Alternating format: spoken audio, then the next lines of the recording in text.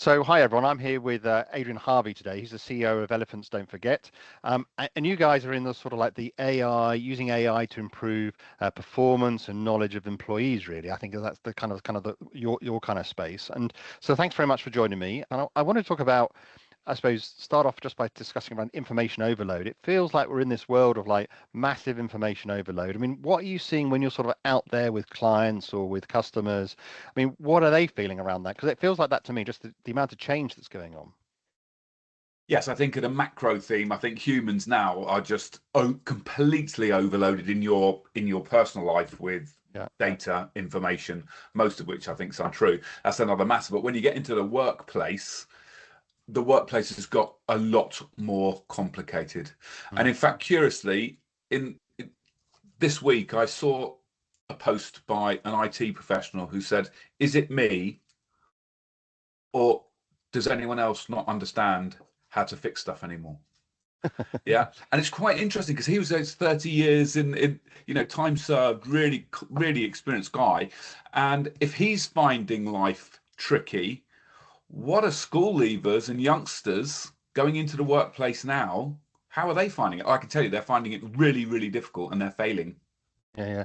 I was thinking I would come across so like changes in regulation as an example. I mean, that seems to be like changing almost like on a frequent kind of basis. But you're right in terms of there's almost like that baseline knowledge, isn't there? It's like everything's so complicated. I go back to right the early days of web programming, and like we could all do a little bit of HTML, but now it's like so complicated. Do you think we're in that world again now with things like AI and some of the new things coming? It just feels like it's just like layering on top, and it's just really hard to kind of keep up with it.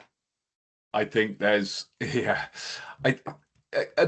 we go to the workplace and talk about workplace complexity and why perhaps what we're seeing, particularly with regulated firms. So there's a number of points wrapped up here, Chris. So firstly, regulation's got a lot more complicated in the UK, particularly in the financial services sector. So the regulator is keen that firms change their culture.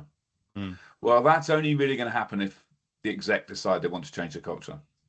Otherwise, it's like an extrinsic motivation. It's a blanket placed upon the organization, which is just a level of strain placed upon all employees that's difficult to deal with. Then if you look at the impact that perhaps COVID was the big catalyst, in so much as a lot of employees worked from home and then are still working hybrid.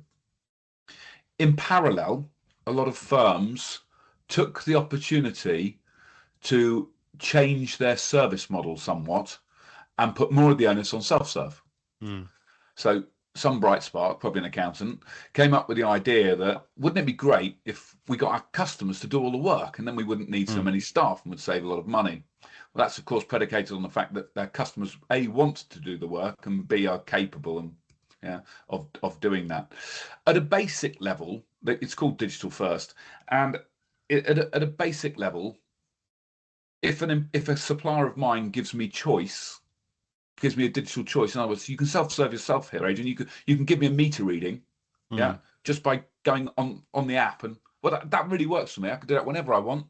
Sat down in front of Netflix, I can give a meter reading. I don't have to have a conversation with somebody. It's very, very convenient. Other things, I actually want to speak to somebody. Irrespective of my personal choice, a lot of firms have actually taken out the simplistic, easy to do work from what we call the workflow into an organization. The unintended consequence, of course, Chris, is that what's left is complicated. It's all complicated. So do you think that's where that comment really comes from, which is, so we're doing less of the almost like the more basic stuff, which you tend to start with, and now we're having to sort of go straight in at the deep end and do the complex stuff, which means we now need to know everything, right, to a certain extent. It's exactly right. It's exactly right. Imagine a school leaver goes and joins a big insurance company. Which insurance is complicated, if you've ever worked in that sector or worked with that sector, it's not simple. Excuse me.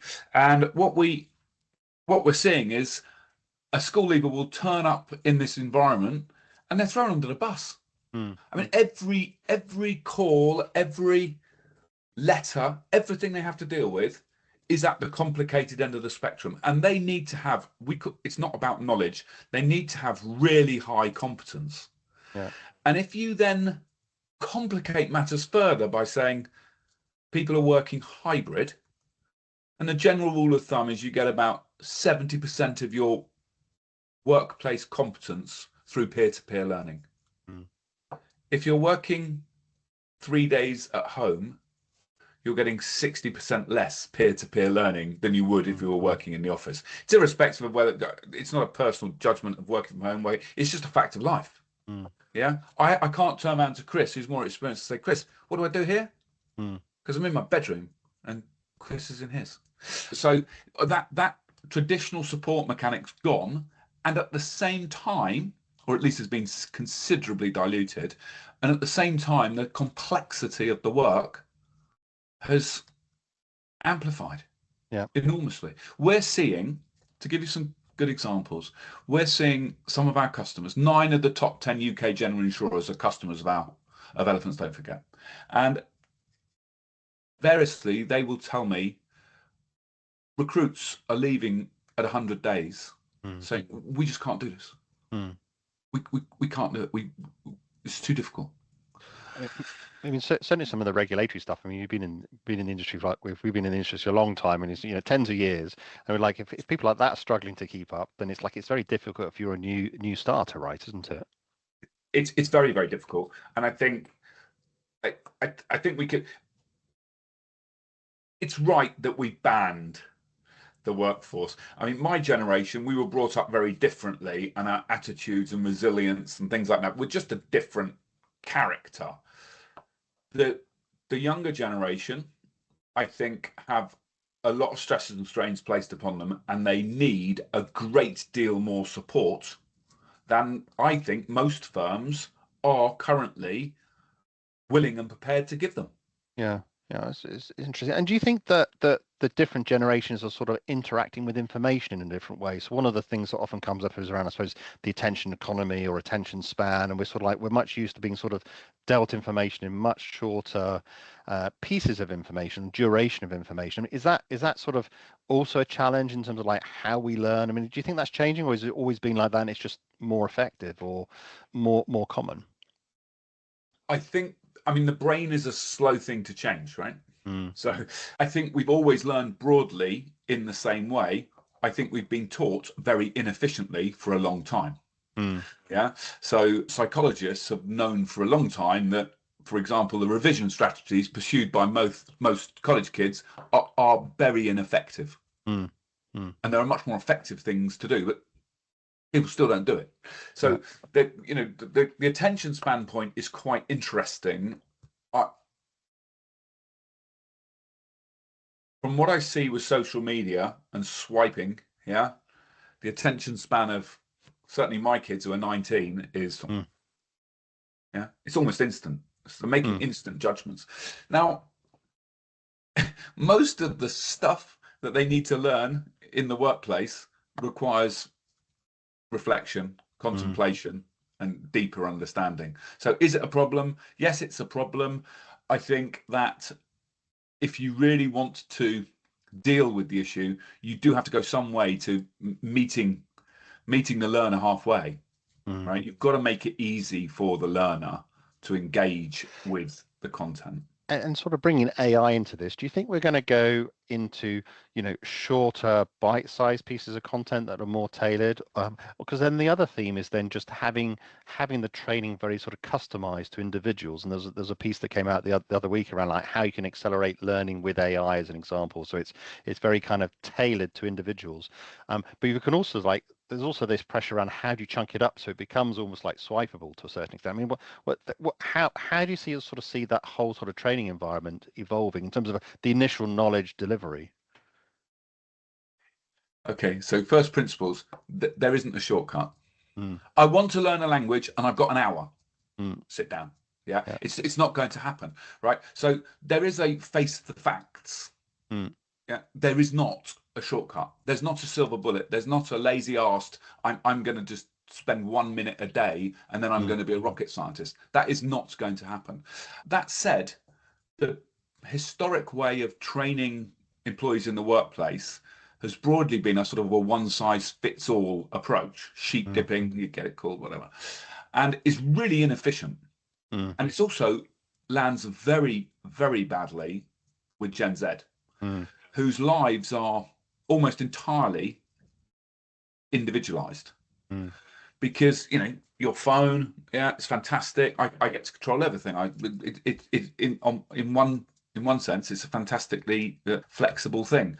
But what it teaches me, and it's taught Gen Z because they've known nothing else, is it's all on my terms, all about me.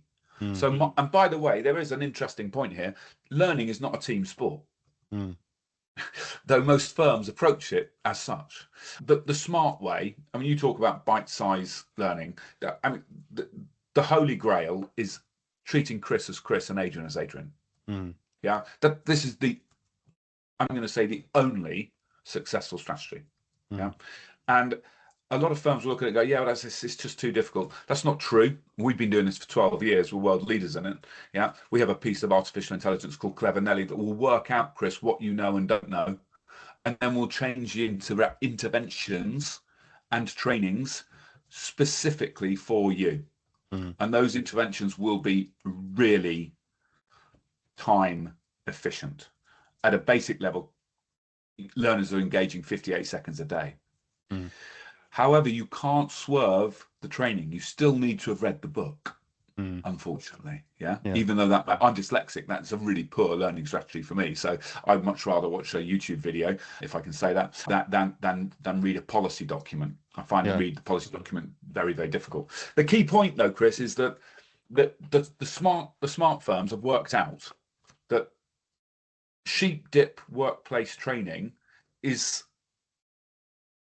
very inefficient. Everyone has to take it. It's disrespectful, so it disengages employees. Yeah, so they then complain that they don't get the support that they need. In some instances, it triggers really poor well-being outcomes because people get anxious. I can't do this. I can't do it. I don't feel I haven't been trained properly, and then they leave. So the smart strategy, undoubtedly, is to entirely personalize the learning experience. Make sure that you've got a factual understanding of every employee's competence relative to their role. And it's not difficult to achieve. We use artificial intelligence to do that. And once you've done that, it's not a matter for debate. It's not a matter for shame. It is a matter of fact. I'm 57. You're 63. There's no congratulations, you're better. You just happen to be 63 at this point in time. I happen to be 57. And it may very well be that I accelerate past you, yeah, and it may not, but it's not a race. The objective exercise is to get us to the point of diminishing returns in terms of competence, which is probably about 92, 93%. Because, of course, the environment's changing. So and I suppose you got that sort of like information delivery element or the parting of the initial information, but then the other piece with training, when I used to look at training was then the retention piece as well, which is there's sort of things into that as well. I mean, we would all go onto these, you go onto these like full day courses, and often you have a lot of fun at that. I mean, and that's a good thing in itself, having fun together with colleagues, especially in this like remote working environment. But the knowledge has been imparted, but then when you leave it, I mean, like trying to remember more than about 3 or 4 things, let alone sort of like the whole of the day, can be quite difficult, isn't it? Because there's that retention piece as well. It always feels like that's almost like underplayed to a certain extent, which is like, I know some of the areas, well, that's where AI can be used as well. Knowledge retention is a massive issue. 3 or 4 things is actually reasonably accurate. Apparently, you top out about 7 things. Yeah, the best top out about 7 things. That's when they're young. I'm not 63, by the way, but that's when people who are younger, they might get that. I'm at 3. So knowledge retention is a big fail. Yeah. There is a general assumption that I've trained Chris. He was on the training course, therefore he has been trained. Yeah. If that was true, school learning would be completely different from what it is, wouldn't it? Yeah. You'd just get the kid to read the thing and say, right, you've been trained. Ding dong, right? School wouldn't last 14 years. It'd last like 6 months. Yeah. So it is a nonsense. The brain doesn't learn that way. In fact, the brain forgets the vast majority of that training. In fact, more than 60%. Yeah, instantly. Right. And worse, what the brain does retain, sometimes it retains it inaccurately, because I wasn't quite listening and I thought you said 7 and you actually said 6. Mm. So whilst I've retained it, I've retained the wrong thing. And the retention is randomly distributed amongst the class. Mm. So there's no uniformity. It's not that, well, everyone retained this stuff. It's like a heat Yeah. map. It's just plots Yeah. all over. So it's very, very difficult. It's a massive issue. And if your brain codifies the subject matter, Chris, as being boring, your brain retains it even less. And unfortunately, it's not a slur on the learning and development function. It's more a case of look at the regulation on anti-money laundering, for example. And I'm not sure many people are going to put their hand up and go, that's stimulating.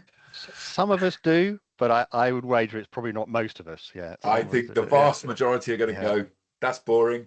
And as soon as even if you don't voice it, you think it, and your brain therefore dilutes the importance of that learning. So you have to, the most successful strategy by miles, yeah, a study done by Kent State University, a professor called Dunlosky, you need to repeat. Repetition is critical, but you've got to repeat the right thing. Yeah, so it's like saying a professional athlete's done 10,000 hours of practice. Well, I've actually done 10,000 hours of correct practice. Mm. Practicing the wrong thing again and again and again will just mean you're really shit. Yeah, so you do need to practice the right thing. So repetition's great, provided that you are repeating the right thing. Self-testing, so that testing component is critical. And for anyone listening to this who's got kids and you're doing little tests and homework and things like that, the worst possible strategy is to ask the child a question and tell them the answer the next day. Mm. They can't even tell you what day it was yesterday, let alone what the question was. So you need to give the answer instantly. Mm. What's 7 and 3? 11. No, it's not, it's 10. Mm. And then you need to repeat that. And you need to repeat that. And you repeat that. And that's an ongoing iterative process. Mm. So you look at it and from afar and go, well, that's very complicated. And back in the day, it was very complicated and very difficult to do, hugely time consuming. Now, AI, we have AI called Clever Nelly, just hoovers that up. Yeah, and I suppose the one thing is sort of like questioning where people know the answer, right? And that's the other thing is you tend to sort of like veer towards the thing you already know because you're good at that, right? What actually you actually want to get tested towards some of the elements that you actually don't know. And yeah, you want confirmation that you remember the stuff that you meant that you were good at. But then rather than playing the piano piece that you're good at, you want to be playing the piano piece that maybe you're not quite so good at because that's the piece where you got to learn it to a certain extent. Well, that's what Nelly does. There's two components to this. One is there is a belief that I know this. General Custer, we call this. Yeah. Overconfidence. I know this. I've been doing it for years. Quite frequently, the actual level of competence in some people in these areas is low. Yeah, because the thing's moved on. Yeah, there've been little subtle changes, and they don't. Plus, that you actually still forget even stuff that you do frequently. So one component is reinforcing and sense checking what you know, and the other is identifying what you clearly don't know and helping you to learn that. How do you get beyond another effect, which is often that if you're in a big class, right, you don't want to put up your hand because you say, look, I don't know this, or you don't want to give the wrong answer. And it's like, and there's that fear factor, isn't there? There's the fear factor, which is, I don't want to say anything in the meeting because I'm going to look like a bit of an idiot. How do you get beyond that? And particularly with scores as well, where you're saying, look, this person here hasn't retained enough versus the other person here who's been fantastic and they retained everything. It's almost like that judgment factor that links into the fear factor around learning more things as well, because that must be wrapped up in retention as well, because if you don't put the work in, you don't remember it. Wow.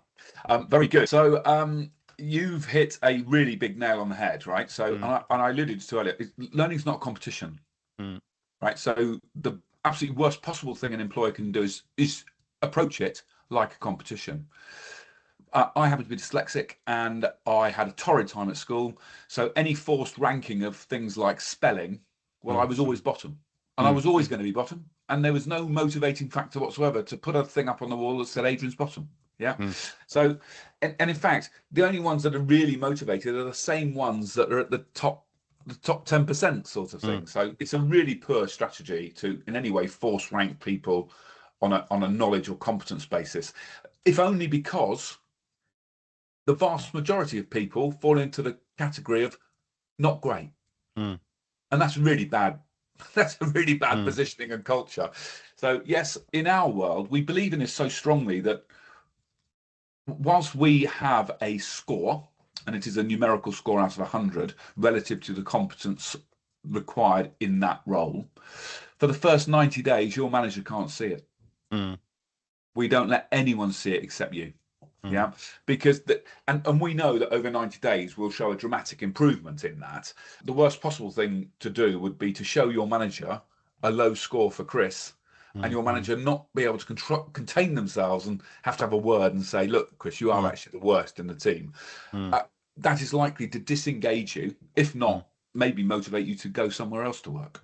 Yeah. So it's very, very important. It shouldn't be a point of competition. It should be hugely supportive. However, the thing that should be enforced is continual engagement and requirement to improve.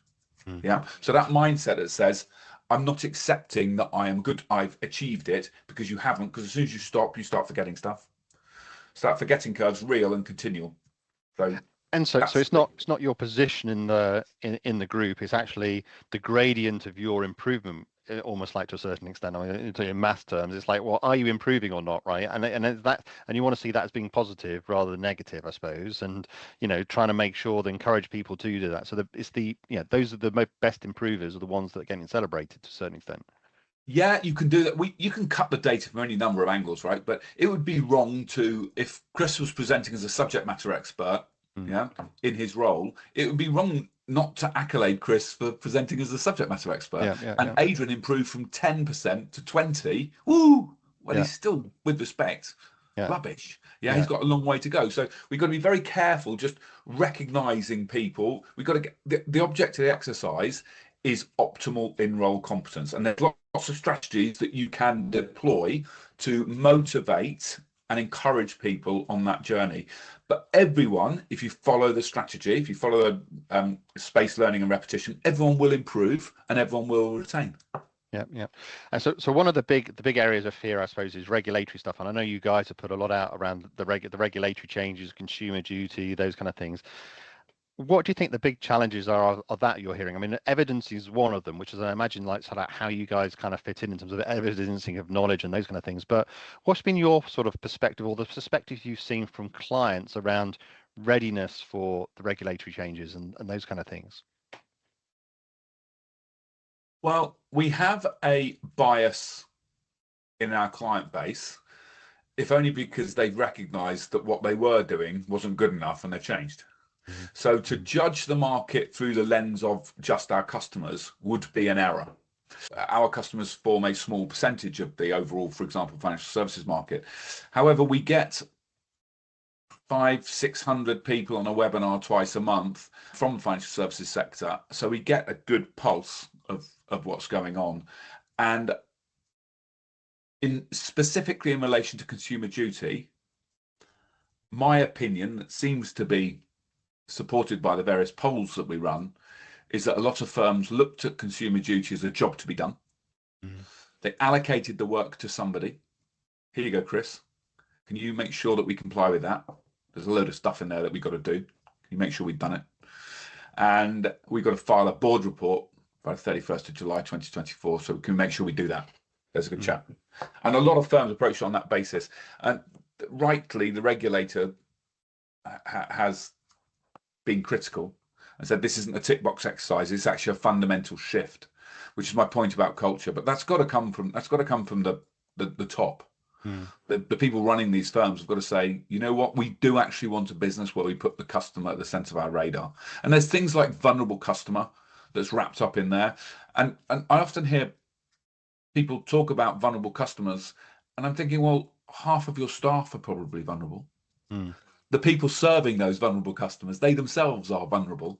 Yeah. Mm. So we encourage customers to look at it much more holistically than simply just the letter of the law.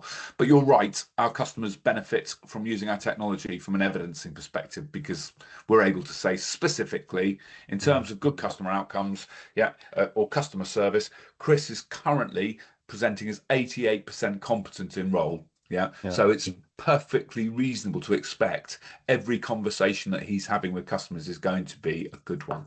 Yeah, I mean, it does feel like the evidencing sort of like there's a new way of thinking around making sure you have the data and then using the data and those kind of things. That feels like that's something that's definitely evolving. The one thing I was thinking though when you were explaining that is just that whole piece around absolute versus relative movement. And I suppose you need to know where you kind of start, even as a firm, right? And it might be that you're starting in the 20%, but it's also around the movement, isn't it? So like even at a sort of a macro kind of firm level, we've got to be a little bit careful around are we demotivating people by saying, look, it's just terrible, versus then also then making sure, well, are we recognizing the improvements that people are making as well?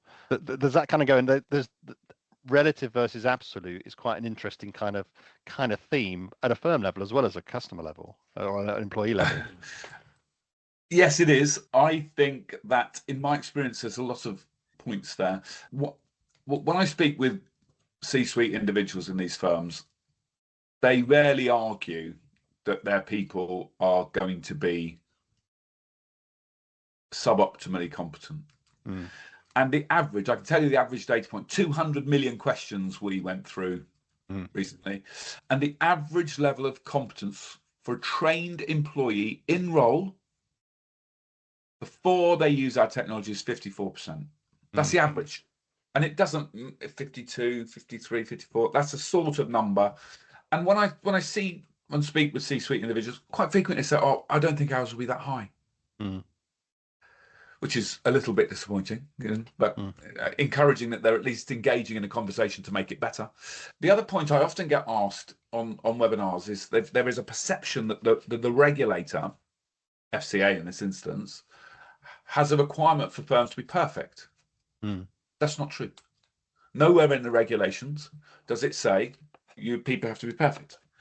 What it does say is you need to have standards, and you need to have governance and oversight. And in relation to your people, you need to ensure that they're appropriately trained, yeah, and remain capable and competent to do that role. Now that's it. It needs interpreting, yeah, and provided you can say to the regulator, look, we're really taking this seriously. We are looking at every one of our employees on an individual basis, and we're mapping their competence back to the legislation.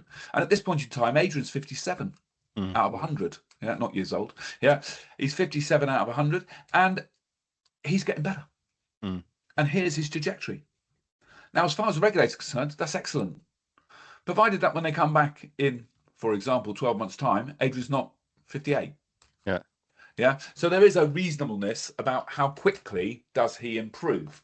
We have a way of cutting the data so that a firm can move from a sort of tick box approach where, of course, everyone was perfect and everyone passed the test, and therefore it was 100% for all, which is clearly not realistic, to our model. And we have a way of cutting that data so we can show that we have a compliance score, so we can say relative to what's been answered. Yeah, so you get both, right? So because that'll be another fear. It's like, oh, we're at 95% and we let everyone's passed the test, and like actually you come in and say, well, actually using this new methodology, it's only like 30%, but it gives you a better baseline to then be able to measure the improvement. However, you want to be able to foot back to where it was before and say, look, the world hasn't fallen apart, nothing's changed. Smart, Chris, very smart. Yeah. So yes, we do best of both worlds in that situation, because through that transition period, if one was cynical and say, well, we sort of know that we've been filing dubiously accurate or reflective data because everyone's perfect, and we're going to move to your model and that's going to show that everyone's not perfect, that's going to embarrass us, we won't do it. That's not a reason not to help and support your employees and support your customers, as the regulations say. So we're able to cut that data in a way to overcome that, let's call it that embarrassment factor. Well, I say it a bit like abandon rate or lost call rate or service level, and then service level consistency. They're all measuring the same thing. They're just measuring higher and higher standards to a certain extent, aren't they? As you go through it. So, well, I mean, it's fascinating. So, like, where do you think we go from here? I mean, so we're getting more automated. We're getting, and it feels like there's a blending as well between sort of like, digital self-serve and human. We're getting the humans are getting more specialist as well. I mean, like, where do you sort of how blended do you think this ecosystem is going to get? And particularly between like digital and then human, it feels like the digital piece is now doing the training piece, and it's sort of like it's further sort of like wrapping the human round with more digital tools to a certain extent. I mean, where do you sort of see the environment and the educational environment sort of like leading us towards?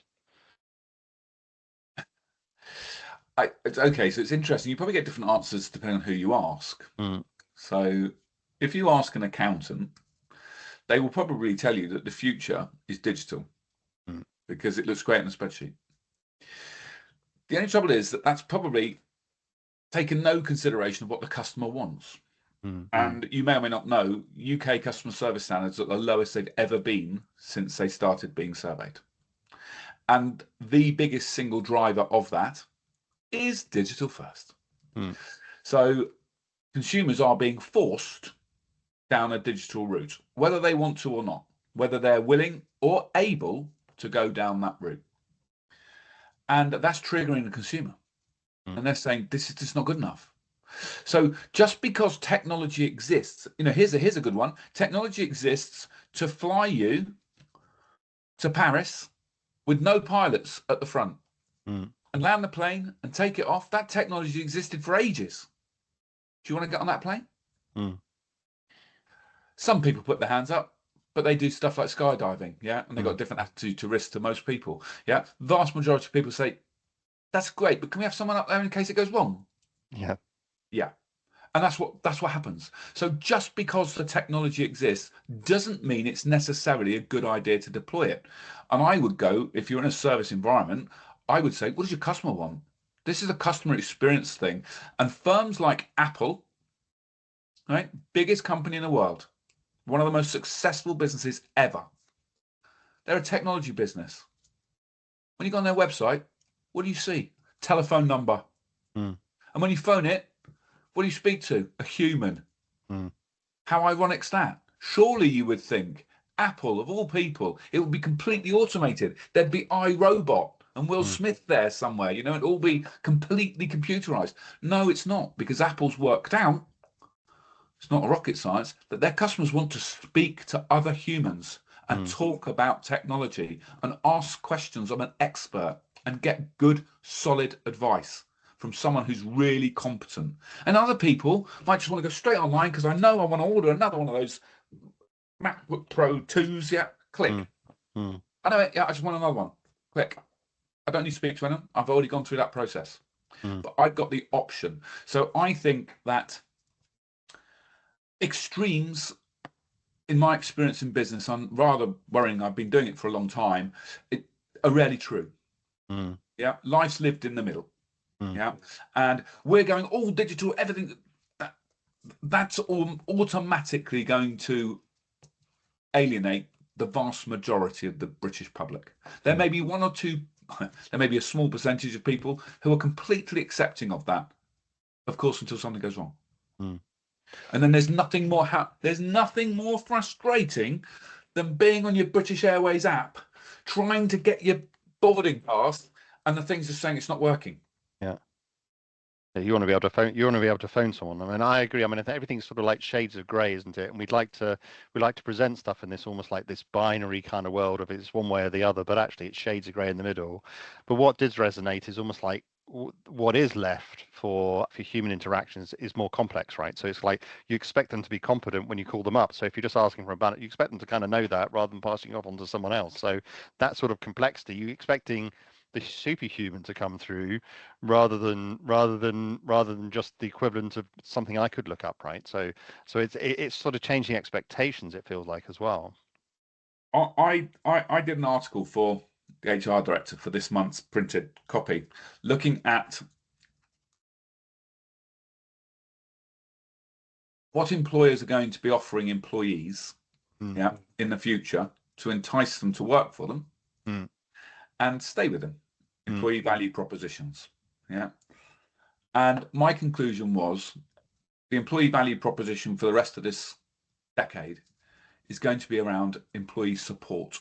mm, It's because you completely nailed it. It feels like these people could be superhuman. mm, They've got to know everything and all this because it's all the difficult stuff that's landing on the human's desk because mm, the self-serve's doing all the easy peasy stuff, and now this employee's got really difficult stuff. So the EVP for the rest of this decade, in my opinion, is going to be the successful EVP. Is going to be where firms recognise that Adrian doesn't arrive fully formed with all the skills and capability and competence and confidence and well-being, to do this job from the get-go. He's going to need a load of support, and we're going to have to change what we do. We're going to have to change our perspective. We can't just sheep dip him and then throw him under the bus. Well, we can, and he's going to leave. And then he's going to go on Glassdoor and say, this firm's horrible. It's a toxic environment. I get no support. And then you won't be able to recruit people. Yeah. So, and we have a mental health and employee well-being nightmare at the moment. And I, in my article, I am a little bit critical of the exec of these firms. I've run a big business with British Gas, right? And I know how these firms work. And sometimes it's perhaps a little, you got to look in the mirror and you got to be honest and say, how much am I to blame as an executive of this business for this situation? And have we really, honestly, really looked at what support our individual employees need to master, we call it mastery, to master the role that I think very few firms, and they may say, oh, we've done that. Go on, then what changed? What's different now versus pre-COVID? Not very much. Yeah. If anything, the spending's gone down. We invest the least in Europe. We invest the least in employee training and development by miles. We're the dimwits. It's embarrassing. Yeah. And it's all about, it seems to me, all about fastest way to train people in the shortest space of time. It's not a race, and those firms have lost sight of the objective, which is to turn out a competent employee, not a tick in a box. And while people are measuring ticks in boxes, Chris, they're damaging people.